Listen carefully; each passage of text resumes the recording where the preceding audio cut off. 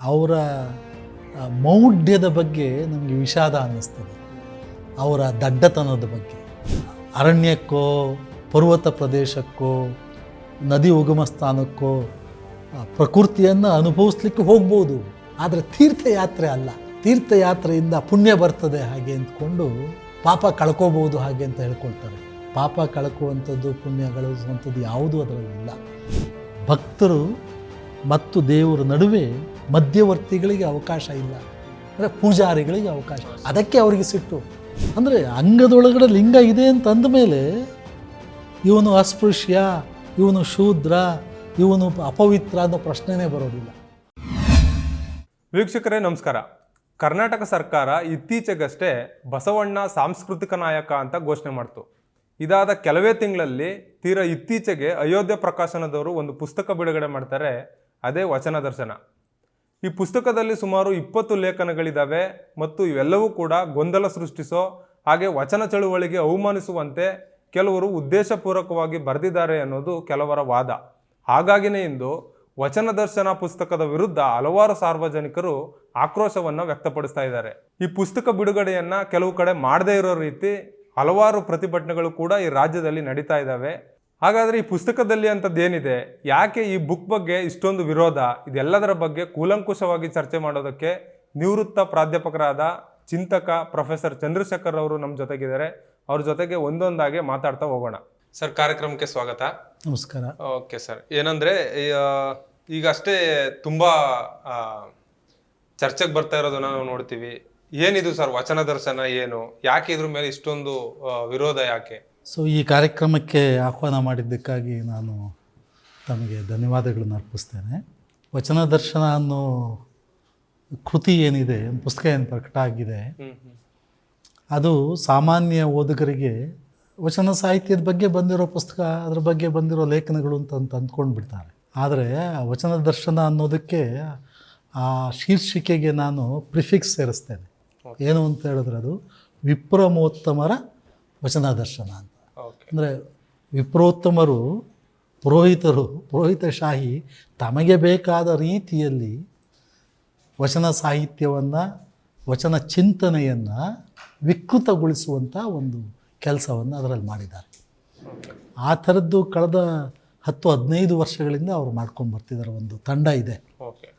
2011-12ರಲ್ಲಿ ಶಿವಮೊಗ್ಗದ ಕುವೆಂಪು ವಿಶ್ವವಿದ್ಯಾಲಯದ ಇದ್ದಂಥ ಕೆಲವು ವಿದ್ವಾಂಸರೆಲ್ಲ ಕೂಡಿಕೊಂಡು ಈ ರೀತಿ ವಚನ ಸಾಹಿತ್ಯವನ್ನು, ವಚನ ಚಿಂತನೆಯನ್ನು ವಿಕೃತಗೊಳಿಸುವ, ಅದನ್ನು ಹಿಂದೂ ಧರ್ಮದ ಭಾಗವನ್ನಾಗಿ ಮಾಡುವ ಒಂದು ಕುಟಿಲವಾದಂಥ ಕೆಲಸ ನಡೀತಾ ಇದೆ. ಅದರ ಭಾಗವಾಗಿ ಇದನ್ನು ನೋಡಬೇಕು. ಮತ್ತು ಅದರಲ್ಲಿ ಮುನ್ನುಡಿಯನ್ನು ಬರೆದವರು ಇರ್ಬೋದು ಅಥವಾ ಲೇಖನಗಳಿರ್ಬೋದು, ಅವೆಲ್ಲವೂ ಕೂಡ ವಚನಗಳನ್ನು ಉಲ್ಲೇಖಿಸ್ತಾರೆ. ಅದರಲ್ಲಿ ವಚನಗಳ ಬಗ್ಗೆನೇ ಆ ಪುಸ್ತಕ ಇದೆ. ಆದರೆ ಆ ವಚನಗಳ ವಿಶ್ಲೇಷಣೆ ಇದೆಯಲ್ಲ, ಅದೆಲ್ಲದೂ ಕೂಡ ಪುರೋಹಿತಶಾಹಿಯ ಚೌಕಟ್ಟಿನ ಒಂದು ವಿಶ್ಲೇಷಣೆಯನ್ನು ಅವರು ಮಾಡ್ತಾ ಇದ್ದಾರೆ. ಹಾಗಾಗಿ ಬಸವಾನುಯಾಯಿಗಳೇನಿದ್ದಾರೆ, ಬಸವ ಸಂವಿಧಾನದಲ್ಲಿ ಯಾರಿಗೆ ವಿಶ್ವಾಸ ಇದೆ, ಅವರುಗಳಿಗೆ ಈ ಕೃತಿಯಿಂದಾಗಿ ಭಾಳ ನೋವಾಗಿದೆ. ಹಾಗಾಗಿ ಇದ್ರ ಬಗ್ಗೆ ಎಲ್ಲ ಕಡೆ ಪ್ರತಿಭಟನೆ ನಡೀತಾ ಇದೆ. ದುರಂತದ ಸಂಗತಿ ಅಂತ ಹೇಳಿದ್ರೆ, ಈ ಕೃತಿಯ ರಚನೆಯ ಹಿನ್ನೆಲೆಯಲ್ಲಿ ಬಸವ ಧರ್ಮದ ಭಾಗವಾಗಿರೋ ಜನರೇ ಕೂಡ ಇದ್ದಾರೆ. ಅದರ ಪ್ರಧಾನ ಸಂಪಾದಕರಾದಂಥ ಶಿವಸ್ವಾಮಿಗಳು ಅಂತ ಏನಿದ್ದಾರೆ, ಅವರು ಲಿಂಗಾಯತ ಮಠದ ಮುಖ್ಯಸ್ಥರು ಅವರು. ಹಾಗಾಗಿ ಲಿಂಗಾಯತ ಚಿಂತನೆಗೆ, ಬಸವ ಚಿಂತನೆಗೆ ಒಳಗಡೆಯಿಂದಲೂ ಕೂಡ ಅಪಾಯ ಆಗ್ತಾ ಇದೆ, ಹೊರಗಡೆಯಿಂದಲೂ ಕೂಡ ಅಪಾಯ ಇದೆ. ಪುರೋಹಿತಶಾಹಿಯಿಂದಲೂ ಕೂಡ ಆಕ್ರಮಣ ನಡೀತಾ ಇದೆ. ಒಳಗಡೆ ಇರುವಂತಹ ಪಟ್ಟಭದ್ರರು ಹಣದ ಆಸೆಗೆ, ಅಧಿಕಾರದ ಆಸೆಗೆ ಈ ರೀತಿ ಎಲ್ಲ ಮಾಡ್ತಿದ್ದಾರೆ. ಇನ್ನು ಮುಂದುವರೆದು ಚರ್ಚೆಗೆ ಹೋಗೋದಾದ್ರೆ ಸರ್, ನೀವು ಹೇಳಿದಾಗೆ ಈ ವಚನ ದರ್ಶನ ಅನ್ನೋ ಪುಸ್ತಕದ ಮೇಲೆ ಈಗ ಆಲ್ರೆಡಿ ಚಿತ್ರಿಸಿರುವಂತ ಚಿತ್ರ ಏನಿದೆ, ಅದನ್ನ ನೋಡಿದ ತಕ್ಷಣನೇ ಗೊತ್ತಾಗತ್ತೆ ಇದು ಬಸವಣ್ಣವ್ರದಲ್ಲ ಅಂತ.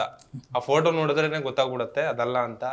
ಈ ತರದ ಕೆಲವು ಗೊಂದಲಗಳೇ ಅಲ್ಲಿಂದನೇ ಸೃಷ್ಟಿ ಆಗ್ತವೆ ಮುಖಪುಟ ನೋಡಿದ ಕೂಡಲೇ. ಯಾಕೆ ಹೀಗೆ ಮಾಡ್ತಾರೆ, ಏನು ಅಂತ? ನೀವು ಕಳೆದ 100 ವರ್ಷಗಳಲ್ಲಿ ಸುಮಾರು 1000ಕ್ಕೂ ಹೆಚ್ಚು ವಚನ ಸಾಹಿತ್ಯದ ಬಗ್ಗೆ ಪುಸ್ತಕಗಳು ಬಂದಿರಬೇಕು. ಆ ಸಾವಿರಾರು ಪುಸ್ತಕಗಳಲ್ಲಿ ಮುಖಪುಟದ ಚಿತ್ರಣಕ್ಕೂ ಈ ಕೃತಿಯ ಮುಖಪುಟದ ಚಿತ್ರಣಕ್ಕೂ ಅಜಗಜಾಂತರ ವ್ಯತ್ಯಾಸ ಇದೆ. ಯಾವುದನ್ನು ನಾವು ವಚನ ಸಾಹಿತ್ಯವನ್ನು ವಿಕೃತಗೊಳಿಸ್ತಿದ್ದಾರೆ ಅಂತ ಹೇಳ್ತಾ ಇದ್ದೀನಲ್ಲ, ಅದರ ಮೂಲ ದರ್ಶನ ನಮಗೆ ಅದರ ಮುಖಪುಟದಲ್ಲೇ ಸಿಕ್ಬಿಟ್ಟು. ಆ ಮುಖಪುಟದಲ್ಲಿ ಒಂದು ಕಡೆ ಬಿಲ್ಲು ಬಾಣದ ಚಿತ್ರ ಇದೆ ಮತ್ತು ಅದರ ಪ್ರಕಾಶನ, ಆ ಪ್ರಕಾಶನದ ಹೆಸರೇ ಅಯೋಧ್ಯೆ ಪ್ರಕಾಶನ, ಬಸವ ಸಂವಿಧಾನಕ್ಕೆ ವಿರುದ್ಧವಾದದ್ದು. ಹಾಗೆ ದಯವೇ ಧರ್ಮದ ಮೂಲ ಅಂತ ಬೋಧಿಸಿದ್ದು ಬಸವ ಸಂವಿಧಾನ. ಸೊ ಬಿಲ್ಲು ಬಾಣ ಇಟ್ಕೊಂಡು ಯುದ್ಧದ ಸಂಕೇತವನ್ನು, ಅಶಾಂತಿಯ ಸಂಕೇತವನ್ನು, ದೌರ್ಜನ್ಯದ ಸಂಕೇತವನ್ನು ಸೂಚಿಸುವ ಸಂಗತಿಗಳನ್ನು ಅಲ್ಲಿಟ್ಕೊಂಡಿದ್ದಾರೆ. ಬಸವನ ಚಳುವಳಿ ಏನಿದೆ, ಬಸವ ಸಂವಿಧಾನ ಇದೆ, ಎಲ್ಲೂ ಕೂಡ ಅವರು ನಿಂದಿಸುವ ಅಥವಾ ದೂಷಿಸುವ ಕೆಲಸವನ್ನು ಮಾಡಲಿಲ್ಲ. ಸರ್, ಹಾಗಾದರೆ ಈ ಪುಸ್ತಕದಲ್ಲಿ ಬಸವಣ್ಣನವರನ್ನ ಸನಾತನ ಸಂಸ್ಕೃತಿಯ ಸಂಸ್ಥಾಪಕ ಅನ್ನೋ ರೀತಿನೋ ಅಥವಾ ಆ ಚಿಂತಕ ಅನ್ನೋ ರೀತಿನೋ ಏನಾದರೂ ಬದಲಾವಣೆ ಮಾಡೋ ಸಾಧ್ಯತೆಗಳು ಎದ್ದು ಕಾಣ್ತಾವ ಹೇಗೆ ಅಂತ? ಇದು ಒಂದು ವ್ಯವಸ್ಥಿತವಾಗಿ ಈ ಕೆಲಸ ನಡೀತಾ ಇದೆ. ಯಾವುದನ್ನು ಅಖಿಲ ಭಾರತ ಮಟ್ಟದ ಸಾಂಸ್ಕೃತಿಕ ಸಂಘಟನೆ ಅಂತ ಹೇಳ್ಕೊಳ್ತಿದ್ದಾರೋ ಆ ಸಂಘಟನೆ ಈ ಎಲ್ಲ ಕುತಂತ್ರದ ಹಿಂದೆ ಇದೆ. ಯಾವುದನ್ನು ನಾವು RSS ಅಂತ ಹೇಳ್ತೇವೋ ಅವರು ಈ ರೀತಿಯ ಸ್ವತಂತ್ರ ಧರ್ಮಗಳೇನಿದೆ ಅವುಗಳನ್ನೆಲ್ಲವನ್ನು ಕೂಡ ಹಿಂದೂ ಧರ್ಮದ ಭಾಗವನ್ನಾಗಿ ಮಾಡುವ ಪ್ರಯತ್ನ ಮಾಡ್ತಿದ್ದಾರೆ. ಆ ಕಾರಣಕ್ಕೇ ಲಿಂಗಾಯತ ಧರ್ಮವನ್ನು ಸ್ವತಂತ್ರ ಧರ್ಮವನ್ನಾಗಿ ಘೋಷಿಸಬೇಕು ಅಂಥೇಳಿ ಚಳುವಳಿಗಳು ನಡೆದಾಗ ಅದನ್ನು ತೀವ್ರವಾಗಿ ವಿರೋಧಿಸಿದವರು ಇದೇ ಸಂಸ್ಥೆಯವರು. ಮತ್ತು ಇವಾಗ ವಚನ ಸಾಹಿತ್ಯವನ್ನು, ವಚನ ದರ್ಶನವನ್ನು, ಅದರ ಮಹತ್ವವನ್ನು ನಾವು ಗುರುತಿಸ್ತಾ ಇದ್ದೀವಿ ಅಂತ ಹೇಳ್ಕೊಂಡು ಅದಕ್ಕೆ ಬಹಳ ಒಂದು ಪ್ರಾಶಸ್ತ್ಯನ ನೀಡ್ತಾ ಇದ್ದೀವಿ ಅಂತ ಹೇಳಿಕೊಂಡೇ ಒಳಗೇನೆ ಅದನ್ನು ಶಿಥಿಲಗೊಳಿಸುವಂಥ ಕೆಲಸವನ್ನು ಮಾಡ್ತಿದ್ದಾರೆ. ಮತ್ತು ಅನೇಕ ಬಸವ ಚಿಂತಕರು, ವಚನ ಸಾಹಿತ್ಯದ ಬಗೆಗಿನ ಚಿಂತಕರೆಲ್ಲರೂ ಕೂಡ ಮತ್ತೆ ಮತ್ತೆ ಹೇಳ್ತಾ ಇರುವಂಥದ್ದು ಬಸವ ಸಂವಿಧಾನ, ಲಿಂಗಾಯತ ಧರ್ಮ, ಬಸವ ಚಿಂತನೆ ಸನಾತನ ಧರ್ಮವಲ್ಲ. ಮತ್ತು ನಮ್ಮ ಮೂಲವೇ ಇರುವಂಥದ್ದು 850 ವರ್ಷದ ಹಿಂದಿನ 12ನೇ ಶತಮಾನದಲ್ಲಿ, ಅದಕ್ಕಿಂತ ಹಿಂದೆ ನಾವು ಹೋಗೋದಿಲ್ಲ. ಮತ್ತು ಸನಾತನ ಧರ್ಮದ ನಂಬಿಕೆಗಳೇನಿದೆ, ಉದಾಹರಣೆಗೆ ಚಾತುರ್ವರ್ಣ ವ್ಯವಸ್ಥೆ. ಚಾತುರ್ವರ್ಣ ವ್ಯವಸ್ಥೆ ಅನ್ನುವಂಥದ್ದು ಮೂಲತಃ ಅಸಮಾನತೆಯ ವ್ಯವಸ್ಥೆ. ನೋಡಿ, ನೀವು ಮೊದಲ 3 ವರ್ಣಗಳೇನಿದೆ, ಬ್ರಾಹ್ಮಣ, ಕ್ಷತ್ರಿಯ, ವೈಶ್ಯ, ಅವು ದ್ವಿಜ ವರ್ಣಗಳು. ಅವ್ರಿಗೆ ಜನ್ವಾರ ಇದೆ ಅವ್ರಗಳಿಗೆಲ್ಲ. ಆದರೆ 4ನೇ ಶೂದ್ರ ಇದೆಯಲ್ಲ, ಅದು ದ್ವಿಜವರ್ಣ ಅಲ್ಲ, ದ್ವಿಜದ ಸ್ಥಾನವನ್ನು ಅವ್ರಿಗೆ ಕೊಟ್ಟಿಲ್ಲ. ಅಲ್ಲೇ ಅಸಮಾನತೆ ಇದೆ. ಮತ್ತು ಎಲ್ಲ ವರ್ಣದ ಮಹಿಳೆಯರನ್ನು ಕೂಡ ಶೂದ್ರಕ್ಕೆ ಸೇರಿಸಿದ್ದಾರೆ, ಶೂದ್ರ ವರ್ಣಕ್ಕೆ ಸೇರಿಸಿದ್ದಾರೆ. ಮಹಿಳೆಯರಿಗೆ ಅವರು ಸಮಾನವಾದಂಥ ಸ್ಥಾನಮಾನವನ್ನು ಕೊಡಲೇ ಇಲ್ಲ, ಗೌರವವನ್ನು ಕೊಡಲಿಲ್ಲ. ಇದು ಒಂದು. ಈ 4 ವರ್ಣಗಳ ಆಚೆಗೆ ದಲಿತರಿದ್ದಾರೆ, ಆದಿವಾಸಿಗಳಿದ್ದಾರೆ. ಅದನ್ನು ಚಾತುರ್ವರ್ಣ, ಈ ಹಿಂದೂ ಧರ್ಮದ ಭಾಗ ತಾನೇ ಚಾತುರ್ವರ್ಣ, ಅದರೊಳಗಡೆ ಅವ್ರು ಇಲ್ಲವೇ ಇಲ್ಲ. ಇದಕ್ಕಿಂತ ಅಸಮಾನತೆಗೆ ಮತ್ತೇನು? ಆ ಕಾರಣಕ್ಕೇ ಬಸವಣ್ಣ ಹೇಳುವಂಥದ್ದು ಆ ಧರ್ಮದ ಭಾಗ ಅಲ್ಲ ನಾವು. ವೇದ ನಡುನಡುಗಿತ್ತು. ಯಾಕೆ? ಕೂಡಲ ಸಂಗಮ ದೇವರು ಮಾದಾರ ಚೆನ್ನಯ್ಯನ ಮನೆಯಲ್ಲುಂಡ ಕಾರಣ ಹಾಗೆ ಅಂದ್ಕೊಂಡು. ಅಂದರೆ ಮಾದಾರ ಚೆನ್ನಯ್ಯನನ್ನು, ನುಲಿಯ ಚಂದಯ್ಯನನ್ನು, ಮಾದಾರ ಧೂಳಯ್ಯನವರನ್ನು, ಸಮಾಜದಲ್ಲಿ ಯಾರು ಅಂಚಿಗೆ ದೂಡಲ್ಪಟ್ಟಿದ್ರೋ, ಯಾರು ವಂಚಿತರಾಗಿದ್ದರೋ ಅವರನ್ನೆಲ್ಲ ಮೇಲೆತ್ತುವಂಥ ಕೆಲಸವನ್ನು ಬಸವಣ್ಣ ಮಾಡಿದ್ದು. ಆದರೆ ಈ ಪುರೋಹಿತಶಾಹಿಗೆ, ಈ ಚಾತುರ್ಣ ವ್ಯವಸ್ಥೆಗೆ, ವೈದಿಕ ವ್ಯವಸ್ಥೆಗೆ ಇದರ ಬಗ್ಗೆ ನಂಬಿಕೆ ಇಲ್ಲ. ಅವರು ಹೇಳುವಂಥದ್ದು ವಸುದೈವ ಕುಟುಂಬಂ ಅಂತ ಹೇಳ್ತಾರೆ, ಆದರೆ ಅವರ ಆಚರಣೆಗಳು ಯಾವೂ ಕೂಡ ಎಲ್ಲರನ್ನೂ ಒಳಗೊಳ್ಳುವಂತಹ ಆಚರಣೆಗಳಿಲ್ಲ ಅವರಲ್ಲಿ. ಎಲ್ಲರನ್ನೂ ಒಡೆಯುವಂಥ, ಸೀಳುವಂಥ ಇದೇನೆ. ಬಸವ ಸಂವಿಧಾನದ ವಚನ ಸಾಹಿತ್ಯದ ಮೂಲ ದ್ರವ್ಯ ಅಂತ ಹೇಳಿದ್ರೆ ಸಮಾನತೆ. ಆದರೆ ಚಾತುರ್ವರ್ಣ ವ್ಯವಸ್ಥೆ ಏನಿದೆ, ಇವ್ರು ಹೇಳುವಂಥ ಅಯೋಧ್ಯ ಸಂಸ್ಕೃತಿ ಏನಿದೆ, ಇದು ಮೂಲತಃ ಅಸಮಾನತೆಯ ಅಮಾನವೀಯವಾದದ್ದು ಕೂಡ. ಅನೇಕ ರೀತಿಯ ಹಿಂಸಾಚಾರವನ್ನು ಮಾಡ್ಕೊಂಡು ಬಂದಿರುವಂಥ ಒಂದು ವ್ಯವಸ್ಥೆ. ಅದರ ಭಾಗ ಆಗಲಿಕ್ಕೆ ಸಾಧ್ಯನೇ ಇಲ್ಲ ಬಸವಣ್ಣನಿಗೆ ಅದ್ರ ಹಿಂದೂ ಧರ್ಮದ ಭಾಗ ಅಂತ ಹೇಳಿದ್ರೆ ಅದು ಬಸವದ್ರೋಹ. ಆ ಕಾರಣಕ್ಕೇ ಈ ವಿಪ್ರೋತ್ತಮರ ವಚನ ದರ್ಶನವನ್ನು ಕರ್ನಾಟಕದ ಲಿಂಗಾಯತ ಸಮುದಾಯ ವಿರೋಧಿಸ್ತಾ ಇದೆ, ಅದನ್ನು ಖಂಡಿಸ್ತಾ ಇದೆ. ಮತ್ತು ಅನೇಕ ಲಿಂಗಾಯತ ಬಸವಣ್ಣನನ್ನು ಹೆಸರು ಹೇಳಿಕೊಳ್ಳುವಂತಹ ಲಿಂಗಾಯತ ಕೆಲವು ಮಠಾಧೀಶರು ಲಿಂಗಾಯತವು ಹಿಂದೂ ಧರ್ಮದ ಭಾಗ, ಬಸವಣ್ಣ ಹಿಂದೂ ಮುಂದು ಹಿಂದೂ ಅಂತ ಎಲ್ಲ ಹೇಳ್ತಿದ್ದಾರೆ. ಅವರನ್ನು ನಾವು ಖಂಡಿಸ್ತೇವೆ. ಯಾವ ಕಾರಣಕ್ಕೂ ಕೂಡ ಅವರನ್ನು ಬೆಂಬಲಿಸುವಂಥ ಪ್ರಶ್ನೆನೇ ಇಲ್ಲ. ಅದೇ ಸರ್, ಈಗ ಅದೇ ಕ್ವಶನ್ ಬರ್ತಾ ಇದ್ದೆ. ಈಗ ವೈದಿಕ ಶಾಹಿಗಳ ಜೊತೆಗೆ ವೀರಶೈವರು ಸೇರಿ ಈ ಕೃತ್ಯವನ್ನ ಮಾಡ್ತಿದ್ದಾರೆ ಅಂತ ಕೆಲವರು ಗಂಭೀರವಾದ ಆರೋಪವನ್ನ ಮಾಡ್ತಾ ಇದ್ದಾರೆ. ಇದು ಆ ಕೆಲಸ ನಡೀತಾ ಇದೆ. ಅನೇಕ ಆಮಿಷಗಳಿಗೆ, ಅಂದರೆ ಯಾವುದು ಅವರಿಗೆ ಬೆಂಬಲವಾದಂಥ ಸರ್ಕಾರ ಇತ್ತು ಆ ಸಂದರ್ಭದಲ್ಲಿ ಅಧಿಕಾರದ ಹುದ್ದೆಗಳ ಆಸೆಗೆ, ಹಣದ ಆಸೆಗೆ, ಅಂತಸ್ತಿನ ಆಸೆಗೆ ಅವರಿಗೆ ಪೂರಕವಾದಂಥ ರೀತಿಯಲ್ಲಿ ವಿಚಾರಗಳನ್ನು ಮಂಡಿಸ್ತಾ ಇದ್ದರು. ಹಾಗಾಗಿ ಬಸವ ಸಂವಿಧಾನವನ್ನು, ಲಿಂಗಾಯತ ಧರ್ಮವನ್ನು ವಿರೋಧಿಸಲಿಕ್ಕೆ ಅವರಿಗೆ ಕಾರಣ ಸರ್ಕಾರದ ಅನುದಾನದ ಒಂದು ಆಮಿಷ. ಆ ಕಾರಣಕ್ಕೆ ನಾನು ಮೊದಲೇ ಹೇಳಿದ ಹಾಗೆ ಬಸವ ಸಂವಿಧಾನಕ್ಕೆ ಇವತ್ತು ಎರಡು ಕಡೆಯಿಂದ ಅಪಾಯ ಇದೆ. ಒಂದು ಬಾಹ್ಯ ಶಕ್ತಿಗಳಿಂದ, ಪುರೋಹಿತ ಶಾಹಿಗಳಿಂದ ಬರ್ತಾ ಇದೆ, ಅದನ್ನು ಗುರುತಿಸ್ಬೋದು ನಾವು. ಆದರೆ ಬಸವಣ್ಣನ ಹೆಸರು ಹೇಳಿಕೊಂಡೇ ಒಳಗಡೆಯಿಂದಲೂ ಕೂಡ ಈ ಗೆದ್ದಲಿನ ರೀತಿಯಲ್ಲಿ ಈ ಸಂಘಟನೆಯನ್ನು, ಈ ಸಮಾಜವನ್ನು ಒಡೆಯುವಂತಹ, ನಾಶ ಮಾಡುವಂಥ ಕೆಲಸಗಳನ್ನು ಮಾಡ್ತಾ ಇದ್ದಾರೆ. ಇದನ್ನು ಬಸವಾನುಯಾಯಿಗಳು, ವಚನ ಸಾಹಿತ್ಯದ ವಿದ್ವಾಂಸರು ಇದನ್ನು ಯಾವತ್ತಿಗೂ ಕೂಡ ಒಪ್ಪೋದಿಲ್ಲ. ಮತ್ತು ಇದರಲ್ಲಿ ಅವರು ಜಯಶಾಲಿಗಳು ಕೂಡ ಆಗಲಿಕ್ಕೆ ಸಾಧ್ಯ ಇಲ್ಲ. ಕಾರಣ ಏನು ಅಂತ ಹೇಳಿದ್ರೆ, ವಚನ ಚಿಂತನೆ ಏನಿದೆ ಇದು ಗ್ರೌಂಡ್ ಟು ಅರ್ತ್ ಚಿಂತನೆ. ಇದು ಈ ಚಿಂತನೆಯಲ್ಲಿ ಬಡತನದ ಬಗ್ಗೆ ಮಾತನಾಡ್ತಾರೆ ವಚನಕಾರರು, ದುಡಿಮೆಯ ಬಗ್ಗೆ ಮಾತನಾಡ್ತಾರೆ, ಕಾಯಕದ ಬಗ್ಗೆ ಮಾತನಾಡ್ತಾರೆ, ಸಮಾನತೆ ಬಗ್ಗೆ, ಬೆವರಿನ ಬಗ್ಗೆ ಮಾತನಾಡ್ತಾರೆ, ಕೂಲಿಯ ಬಗ್ಗೆ ಮಾತನಾಡ್ತಾರೆ. ಮಾದಾರ ಧೂಳೇನವರು, ನುಲಿಯ ಚಂದಯ್ಯನವರು ನೇಮದ ಕೂಲಿ ಕೊಡಿ ನಮಗೆ ಅಂತ ಕೇಳ್ತಾರೆ. ಮತ್ತು ಮತ್ತೊಂದು ನಾವು ಬಹಳ ಮುಖ್ಯವಾಗಿ ಅರ್ಥ ಮಾಡ್ಕೋಬೇಕಾಗಿದ್ದು, ನಮ್ಮ ಬಸವನ ಅನುಯಾಯಿ ಅಂತ ಹೇಳ್ಕೊಳ್ಳೋರ್ಗೂ ಕೂಡ ಈ ಜಾಗೃತಿ ಇಲ್ಲ. ಬಸವಣ್ಣನವರೇ ಹೇಳಿರುವಂಥದ್ದು, ಬಸವ ಚಿಂತನೆ ಎನ್ನುವಂಥದ್ದು ಕರ್ಮ ಫಲ ಭೋಗ ಸಿದ್ಧಾಂತ. ಇದು ಕರ್ಮ ಅಂದರೆ ಕೆಲಸ, ದುಡಿಮೆ, ಅದಕ್ಕೆ ಫಲ ಬೇಕು. ಆದರೆ ಚಾತುರ್ವರ್ಣ ವ್ಯವಸ್ಥೆಯಲ್ಲಿ ಫಲವನ್ನು ಕೇಳಬಾರ್ದು, ಫಲದ ನಿರೀಕ್ಷೆ ಇಟ್ಕೋಬಾರ್ದು. ಫಲದ ನಿರೀಕ್ಷೆ ಇಟ್ಕೊಂಡ್ರೆ ಅದು ಸ್ವಾರ್ಥ. ಕರ್ಮ ಫಲ ಬೇಕು ಮತ್ತು ಆ ಫಲವನ್ನು ನಾವು ಅನುಭವಿಸ್ಬೇಕು, ಭೋಗ. ಕರ್ಮ ಫಲ ಭೋಗ ಸಿದ್ಧಾಂತ. ಆದರೆ ಚಾತುರ್ವರ್ಣ ವ್ಯವಸ್ಥೆನೇನಿದೆ ಕರ್ಮ ಫಲ ತ್ಯಾಗ ಸಿದ್ಧಾಂತ. ಫಲದ ಬಗ್ಗೆ ನೀನು ಏನು ನಿರೀಕ್ಷೆ ಇಟ್ಕೋಬೇಡ, ತ್ಯಾಗ ಮಾಡು, ದೇವರು ಕೊಡ್ತಾನೆ ಅನ್ನೋ ರೀತಿಯಲ್ಲಿ. ಮತ್ತು ವಚನ ಸಂವಿಧಾನದ ಬಸವ ಚಿಂತನೆಯ ಬಹಳ ಮುಖ್ಯವಾದಂಥ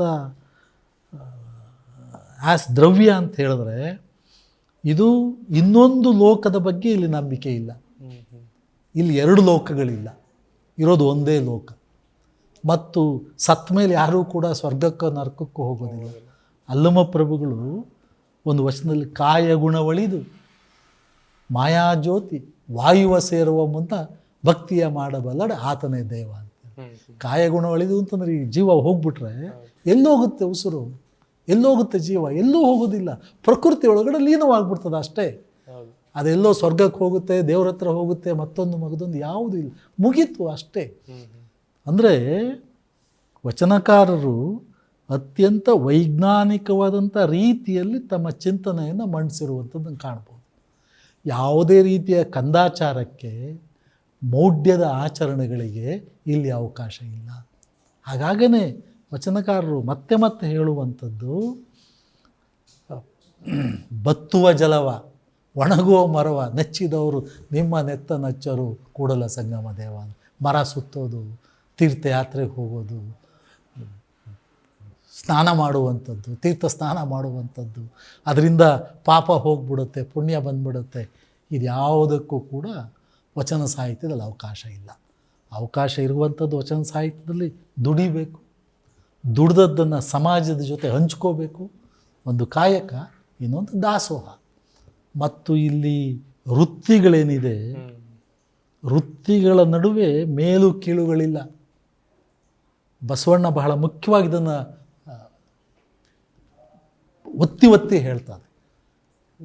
ಇದು ಕಸ ಗುಡಿಸುವಂಥದ್ದು, ಚಪ್ಪಲಿ ಮಾಡುವಂಥದ್ದು, ಅಥವಾ ಶಿಕ್ಷಕರ ಕೆಲಸ, ಇವುಗಳ ನಡುವೆ ಮೇಲು ಕೀಳುಗಳಿಲ್ಲ. ಆ ವೃತ್ತಿ ಒಂದು ಕಡಿಮೆ ಇರ್ಬೋದು, ಜಾಸ್ತಿ ಇರ್ಬೋದು, ಅದು ಬೇರೆ ಪ್ರಶ್ನೆ. ಅದರಲ್ಲಿ ಅಸಮಾನತೆ ಇಲ್ಲ, ವೃತ್ತಿ ಅದರಲ್ಲಿ ಶ್ರೇಣೀಕರಣ ಇಲ್ಲ. ಆದರೆ ಚಾತುರ್ವರ್ಣ ವ್ಯವಸ್ಥೆ ಏನಿದೆ ಅದರದ್ದು ಶ್ರೇಣೀಕೃತವಾದಂಥ ವ್ಯವಸ್ಥೆ. ಅದು ಬ್ರಾಹ್ಮಣರು ಶ್ರೇಷ್ಠರು, ಅವರು ಪವಿತ್ರವಾದವರು, ಅವರು ದೇವರಿಗೆ ಸಮಾನವಾದವರು. ಶೂದ್ರರು ಅವರು ಕೆಲಸ ಮಾಡ್ತಾ ಇರಬೇಕು, ಅವ್ರಿಗೆ ಸೇವೆ ಮಾಡಬೇಕು ಅಂತ ಹೇಳ್ತದೆ. ಇದಕ್ಕಿಂತ ಅಮಾನವೀಯವಾದಂಥ ಚಿಂತನೆ ಮತ್ತೊಂದಿರಲಿಕ್ಕೆ ಸಾಧ್ಯನಾ? ಬಸವಣ್ಣ ಮಂತ್ರಿ ಆಗಿದ್ದಂಥವ್ರು, ದೊಡ್ಡ ಸಾಮ್ರಾಜ್ಯದಲ್ಲಿ ಮಂತ್ರಿ ಆಗಿದ್ದರೂ ಕೂಡ ಅವರು ತಮ್ಮ ಕಾಯಕವನ್ನು ಬಿಡಲಿಲ್ಲ. ಅವರು ಮತ್ತು ಕಾಯಕದ ಮೂಲಕ ಬಂದದ್ದನ್ನು ಮಹಾಮನೆಯ ಮೂಲಕ, ದಾಸೋಹದ ಮೂಲಕ ಸಮಾಜಕ್ಕೆ ಹಂಚಿಕೊಳ್ತಾ ಇದ್ದರು. ಆದರೆ ಅನೇಕ ಪುರೋಹಿತಶಾಹಿಗಳು ಆ ಕಾಲದಲ್ಲೂ ಕೂಡ ರಾಜನ ಭಂಡಾರವನ್ನು ಈತ ದುರುಪಯೋಗ ಪಡಿಸ್ಕೊಳ್ತಾ ಇದ್ದಾನೆ ಅಂದರೆ ಆಪಾದನೆ ಮಾಡ್ತಾರೆ. ಅದಕ್ಕೆ ತನಿಖೆಯೂ ನಡೆಯುತ್ತೆ. ತನಿಖೆಯಲ್ಲಿ ಬಸವಣ್ಣನವರು ತೇರ್ಗಡೆಯಾಗಿ ಬರ್ತಾರೆ. ಮತ್ತು ಹೀಗೆ ಆ ಅವಧಿಯಲ್ಲಿ ಕಾಯಕಕ್ಕೆ ಅಷ್ಟೊಂದು ಮಹತ್ವ ಕೊಟ್ಟಿದ್ದರಿಂದಾಗಿ ಅಂದು ಕಲ್ಯಾಣ ಏನಿತ್ತು ಅದು ಸಮೃದ್ಧವಾಗಿತ್ತು. ಚಕ್ರವರ್ತಿ ಸಮೃದ್ಧವಾಗಿ ಇದ್ದದ್ದನ್ನು ಕಾಣ್ತೇವೆ. ಕಾರಣ ಏನಂದರೆ ಎಲ್ಲರೂ ಕೂಡ ಕಾಯಕದಲ್ಲಿ ತೊಡ್ಕೊಂಡಿದ್ರು. ಮತ್ತೊಂದು ಈ ವಚನ ದರ್ಶನದಲ್ಲಿ ಇರುವಂಥ ಬಹಳ ದೊಡ್ಡ ಮಿತಿ, ಅದರ ದೋಷ ಅಂತ ಹೇಳಿದ್ರೆ, ಅಲ್ಲೆಲ್ಲೂ ಕೂಡ ಲಿಂಗ ಸಮಾನತೆಯ ಬಗ್ಗೆ ಅವರು ಮಾತನಾಡೋದಿಲ್ಲ. ವಚನ ದರ್ಶನದಲ್ಲಿ ಲಿಂಗ ಸಮಾನತೆ, ಮಹಿಳೆಯ ಸ್ವಾಯತ್ತತೆ ಬಗ್ಗೆ, ಜೆಂಡರ್ ಅಟಾನಮಿ ಬಗ್ಗೆ ಅವರು ಮಾತನಾಡೋದಿಲ್ಲ. ವಚನಕಾರರು, ಬಸವಾದಿ ಚಿಂತಕರು, ಸಮಾಜದ ಅರ್ಧ ಭಾಗ ಮಹಿಳೆಯರು, ಅವರಿಗೆ ಸಮಾನವಾದಂಥ ಗೌರವವನ್ನು, ಸ್ಥಾನವನ್ನು ನೀಡಿದಂಥದ್ದು. ಮಹಿಳೆಯರನ್ನು ಅವತ್ತು ಒಡವೆಯ ರೀತಿಯಲ್ಲಿ, ಸರಿಕಿನ ರೀತಿಯಲ್ಲಿ ಪರಿಭಾವಿಸ್ಕೊಂಡಿದ್ದನ್ನು ಕಾಣ್ತೇವೆ. ಹಾಗಾಗಿ ಗೊಗ್ಗವ್ವೆ ಅನ್ನುವಂಥ ವಚನಕಾರ್ತಿ ಹೇಳ್ತಾಳೆ, ಗಂಡು ಮೋಹಿಸಿ ಹೆಣ್ಣ ಹಿಡಿದರೆ ಅದು ಒಬ್ಬರ ಒಡವೆ ಎಂದರಿಯಬೇಕು ಅಂತ.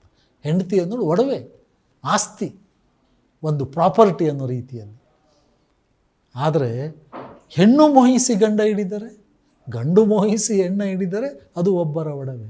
ಹೆಣ್ಣು ಮೋಹಿಸಿ ಗಂಡ ಹಿಡಿದರೆ ಉತ್ತರವ್ಯಾವುದೆಂದರಿಯಬೇಕು.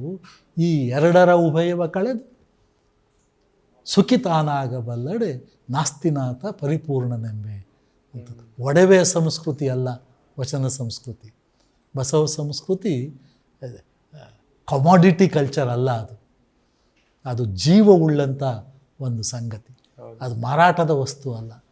ಅದನ್ನು 12ನೇ ಶತಮಾನದಲ್ಲಿ ಹೇಳಿದ್ದನ್ನು 2018ರಲ್ಲಿ ಸರ್ವೋಚ್ಚ ನ್ಯಾಯಾಲಯ ಒಂದು ಪ್ರಕರಣದಲ್ಲಿ ತೀರ್ಪು ಕೊಡ್ತದೆ. ಅದನ್ನು ಮೆನ್ಷನ್ ಮಾಡಿ ಹೇಳುತ್ತೆ. ಹೌದು, ಗಂಡು ಹೆಣ್ಣಿನ ಮಾಲೀಕನಲ್ಲ, ಹೆಣ್ಣು ಗಂಡಿನ ಆಸ್ತಿ ಅಲ್ಲ ಎತ್ಕೊಂಡು 12ನೇ ಶತಮಾನದಲ್ಲೇ ವಚನಕಾರ ಹೇಳಿದ್ದಾರೆ. ಅನೇಕ ರೀತಿಯ ವಚನ ಸಾಹಿತ್ಯದ ಬಗ್ಗೆ, ಬಸವಣ್ಣನ ಬಗ್ಗೆ ಯಾಕೆ ಎಷ್ಟು ನಮಗೆ ಅಭಿಮಾನ ಅಂತ ಹೇಳಿದ್ರೆ, ಅಲ್ಲಿರುವ ವಿಚಾರಗಳೆಲ್ಲವೂ ಕೂಡ ಇವತ್ತಿನ ಸಮಾಜಕ್ಕೂ ಕೂಡ ಅನ್ವಯವಾಗುತ್ತವೆ.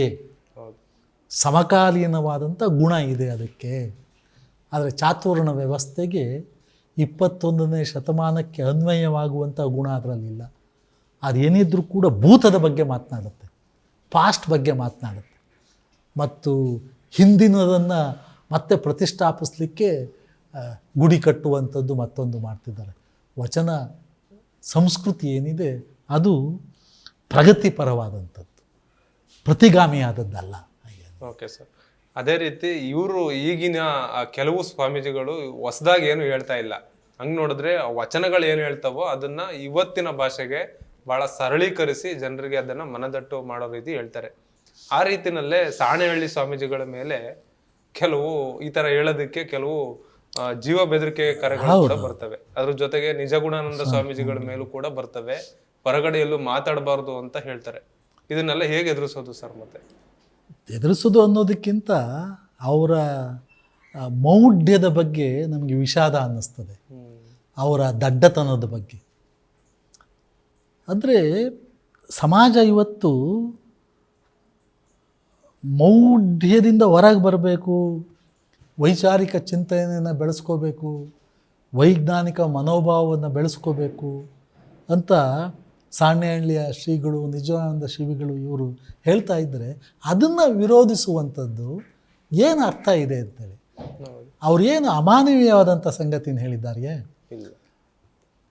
ಗೊಡ್ಡು ಆಚರಣೆಗಳನ್ನು ಮಾಡೋಕ್ಕೆ ಹೋಗಬೇಡಿ, ಅದರಿಂದ ಯಾವ ರೀತಿಯ ಫಲವೂ ಸಿಗೋದಿಲ್ಲ. ಅರಣ್ಯಕ್ಕೋ ಪರ್ವತ ಪ್ರದೇಶಕ್ಕೋ ನದಿ ಉಗಮ ಸ್ಥಾನಕ್ಕೋ ಪ್ರಕೃತಿಯನ್ನು ಅನುಭವಿಸ್ಲಿಕ್ಕೆ ಹೋಗ್ಬೋದು, ಆದರೆ ತೀರ್ಥಯಾತ್ರೆ ಅಲ್ಲ. ತೀರ್ಥಯಾತ್ರೆಯಿಂದ ಪುಣ್ಯ ಬರ್ತದೆ ಹಾಗೆ ಅಂದ್ಕೊಂಡು ಪಾಪ ಕಳ್ಕೋಬೋದು ಹಾಗೆ ಅಂತ ಹೇಳ್ಕೊಳ್ತಾರೆ. ಪಾಪ ಕಳ್ಕುವಂಥದ್ದು, ಪುಣ್ಯ ಗಳಿಸುವಂಥದ್ದು ಯಾವುದೂ ಅದರಲ್ಲಿ ಇಲ್ಲ. ಅದು ಕೇವಲ ಪುರೋಹಿತರು ತಮ್ಮ ಸ್ವಾರ್ಥವನ್ನು ಸಾಧಿಸ್ಕೊಳ್ಳಿಕ್ಕಾಗಿ, ದಕ್ಷಿಣೆಯ ಆಸೆಗಾಗಿ ಅವರನ್ನು ಇನ್ನೂ ಬಹಳ ತಮಾಷೆದ ಸಂಗತಿ ಅಂದರೆ ತಟ್ಟೆ ಕಾಸಿನ ಜನ ಅಂತ ಕರಿತೇವೆ ನಾವು. ಅವರು ತಟ್ಟೆ ಕಾಸಿನ ಜನ, ಅವರು ಮಂಗಳಾರತಿ ಎತ್ತಿ ದಕ್ಷಿಣೆಗಾಗಿ ಪಡೆದು ಜನರಲ್ಲಿ ಮೌಢ್ಯವನ್ನು ತುಂಬುವಂತಹ, ಜನರನ್ನು ಕತ್ತಲೆಯಲ್ಲಿ ಇಡುವಂತಹ, ಗುಡಿ ಸುತ್ತುವಂಥದ್ದು. ಗುಡಿ ಸಂಸ್ಕೃತಿಯೇ ಬಸವಣ್ಣನಲ್ಲಿ ಅವಕಾಶ ಇಲ್ಲ. ಗುಡಿ ಸಂಸ್ಕೃತಿಗೆ ಮತ್ತು ಭಕ್ತರು ಮತ್ತು ದೇವರ ನಡುವೆ ಮಧ್ಯವರ್ತಿಗಳಿಗೆ ಅವಕಾಶ ಇಲ್ಲ, ಅಂದರೆ ಪೂಜಾರಿಗಳಿಗೆ ಅವಕಾಶ. ಅದಕ್ಕೆ ಅವರಿಗೆ ಸಿಟ್ಟು. ಪುರೋಹಿತರೆಲ್ಲರೂ ಕೂಡ ಪೂಜಾರಿಗಳು, ಆ ವ್ಯವಸ್ಥೆನೇ ಬೇಡ ಅಂತನಲ್ಲ ಬಸವಣ್ಣ. ಅಂದರೆ ಇಷ್ಟಲಿಂಗ ವ್ಯವಸ್ಥೆ ಇದೆಯಲ್ಲ, ಅದು ಪ್ರತಿಯೊಬ್ಬರಲ್ಲೂ ಕೂಡ ದೇವರಿದ್ದಾನೆ, ಅದನ್ನು ಕಂಡ್ಕೋಬೇಕು ನಾವು. ಇಷ್ಟಲಿಂಗ ಅಂತ ಹೇಳಿದ್ರೆ ನಮ್ಮಲ್ಲಿರುವಂತಹ ವ್ಯಕ್ತಿತ್ವ, ಅದನ್ನು ಗೌರವಿಸ್ಬೇಕು, ಅದನ್ನು ಕಂಡ್ಕೋಬೇಕು. ಗುಡಿಗೆ ಹೋಗಬೇಕಾದ ಅಗತ್ಯ ಇಲ್ಲ, ತೀರ್ಥಯಾತ್ರೆ ಮಾಡಬೇಕಾದ ಅಗತ್ಯ ಇಲ್ಲ, ಮತ್ತು ದೊಡ್ಡ ದೊಡ್ಡ ಆಚರಣೆ ಮಾಡುವಂಥ ಅಗತ್ಯ ಇಲ್ಲ. ಪ್ರತಿಯೊಬ್ಬರೂ ಕೂಡ ತಮ್ಮಲ್ಲಿ, ಮತ್ತು ಬಸವ ಸಂವಿಧಾನದ ಬಹಳ ದೊಡ್ಡ ಸಿದ್ಧ ಅಂತ ಹೇಳಿದ್ರೆ ಅಂಗ ಮತ್ತು ಲಿಂಗ, ಇವುಗಳ ನಡುವೆ ವ್ಯತ್ಯಾಸ ಇಲ್ಲ, ಭಿನ್ನ ಅಲ್ಲ ಅವು. ಅಂಗದೊಳಗಡೆ ಲಿಂಗ ಇರುವಂಥದ್ದು, ಅದನ್ನು ಅರ್ಥ ಮಾಡಿಕೊಳ್ಳುವಂಥದ್ದು ಸಾಧನೆ. ಅಂದರೆ ಅಂಗದೊಳಗಡೆ ಲಿಂಗ ಇದೆ ಅಂತಂದ ಮೇಲೆ ಇವನು ಅಸ್ಪೃಶ್ಯ, ಇವನು ಶೂದ್ರ, ಇವನು ಅಪವಿತ್ರ ಅನ್ನೋ ಪ್ರಶ್ನೆನೇ ಬರೋದಿಲ್ಲ. ಪ್ರತಿಯೊಬ್ಬರಲ್ಲೂ ಕೂಡ ಶಿವ ಇದ್ದಾನೆ, ಲಿಂಗ ಇದೆ ಅಂದ ಎಲ್ಲರೂ ಸಮಾನರು ಹಾಗೆ ಅಂದ್ಕೊಂಡು. ಮತ್ತು ಎಲ್ಲಿವರೆಗೂ ಹೋಗ್ತಾನೆ ಬಸವಣ್ಣ ಅಂದರೆ ಈ ಪವಿತ್ರ ಅಪವಿತ್ರ, ಶ್ರೇಷ್ಠ ಕನಿಷ್ಠ ಇವ್ಯಾವಕ್ಕೂ ಕೂಡ ವಚನ ಸಂವಿಧಾನದಲ್ಲಿ ಅವಕಾಶ ಇಲ್ಲ. ಅದಕ್ಕೆ ಬಸವಣ್ಣವ್ರು ಹೇಳ್ತಾರಲ್ಲ, ನೆಲನೊಂದೇ ಹೊಲಗೇರಿ ಶಿವಾಲಯಕ್ಕೆ, ಜಲವೊಂದೇ ಶೌಚಾಚಮನಕ್ಕೆ. ಅಂದರೆ ಹೊಲಗೇರಿ ಮತ್ತು ಶಿವಾಲಯ ಎರಡು ಭೂಮಿ ಮೇಲೆ ಇರುವಂಥದ್ದು. ಅದರಲ್ಲಿ ಅಸಮಾನತೆ ಪ್ರಶ್ನೆ ಎಲ್ಲಿ ಬಂತು? ಶ್ರೇಷ್ಠತೆ ಮತ್ತು ಕನಿಷ್ಠ ಅನ್ನೋ ಪ್ರಶ್ನೆ ಎಲ್ಲಿ ಬಂತು? ಮತ್ತು ನೀರು ಕೂಡ ಅಷ್ಟೇ. ಗಂಗೆ ಮಾತ್ರ ಪವಿತ್ರ, ನಮ್ಮೂರಿನಲ್ಲಿ ಹರಿಯೋ ಹಳ್ಳ ಅದ ನೀರು ಪವಿತ್ರ ಅಲ್ಲ. ನಮ್ಮೂರಿನ ಹಳ್ಳದಲ್ಲಿ ಹರಿಯೋ ನೀರು ಕೂಡ ಪವಿತ್ರವೇ, ಅದು ಕೂಡ ದಾಹವನ್ನು ಇಂಗಿಸ್ತದೆ, ಅದು ಕೂಡ ಸ್ವಚ್ಛ ಮಾಡ್ತದೆ. ಈ ಥರದ ಅನೇಕ ಭ್ರಮೆಗಳನ್ನು ಆ ಪುರೋಹಿತ ಸಾಹಿ ಅದರ ಫಲವೇ ವಚನ ದರ್ಶನ. ಅಂದರೆ ವಚನ ಸಾಹಿತ್ಯವನ್ನು, ಬಸವ ಚಿಂತನೆಯನ್ನು ಆ ಥರದ ಮೌಢ್ಯದ ಒಳಗಡೆ ಸೇರಿಸಲಿಕ್ಕೆ ಅವರು ಪ್ರಯತ್ನ ಪಡ್ತಿದ್ದಾರೆ.